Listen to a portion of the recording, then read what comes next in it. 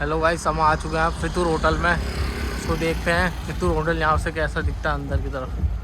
सो अब चलते हैं हम फितूर में। भैया खड़ी है भाई, कितनी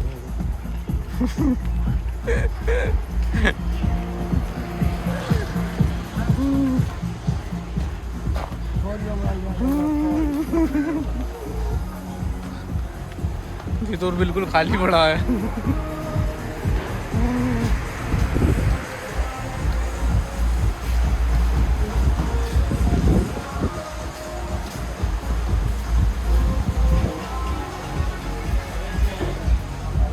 हम पहुंच चुके हैं भाई होटल के अंदर।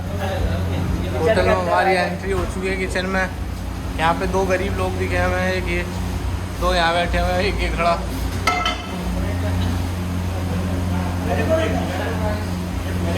अरे भी देखो, ये कूड़े उठाने वाला यहाँ का।